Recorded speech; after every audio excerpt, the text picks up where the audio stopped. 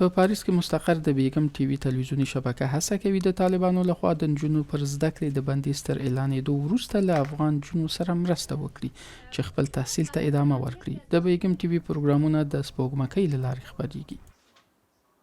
4 3 2 1 لایو هستیم. به نام خدا. سلام. به برنامه تبسم از تلویزیون بیگم با من مارینا گلبهاری خوش آمدید.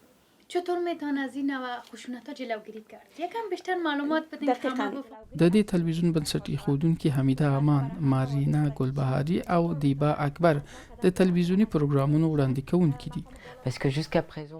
تر اوسه پورې بیګم د افغان ښځو غږ و. اوس موږ پر غږ د ښځو څیره هم اضافه کوو او دا موږ ته ډیره مهمه ده. په ځانګړې توګه اوس مهال چې په افغانستان کې نور د ښځو څیره په تلویزیون کې نه ښودل کیږي.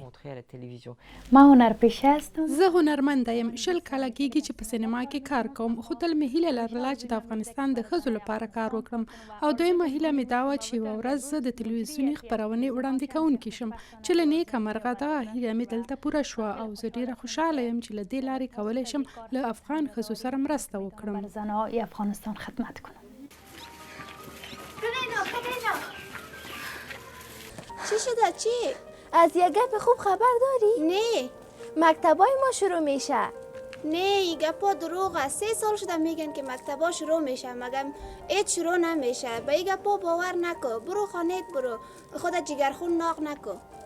نه این گپ واقعیته. خب چقدر خوب. خب بیا که بریم خانه تلویزیون بیگم را پیدا بکنیم. بیګم ټي وي افغان ښځو ته د درس او تعلیم، روغتیا او رواني مرستو اړوند او نور مسایل وړاندې کوي.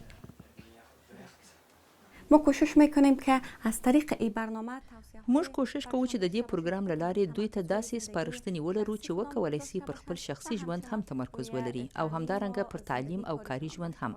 د بیلګې په توګه ډېری کورنۍ زموږ نه پوښتنه کوي چې څرنګه کولی سو له هغې کورنۍ سره چې نوی مو واده کړی دی ښې اړیکې ولرلی سو.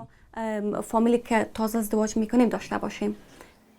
د دې تلویزیون د پروګرامونو لویه برخه د متوسطې دورې زده کوونکو لپاره ده چې په دري او پښتو ژبو خپریږي. د روغتیايي مراقبتونو او رواني مسایلو اړوند د لیدونکو پوښتنې د دې تلویزیونی شبکې د پروګرامونو بله برخه ده.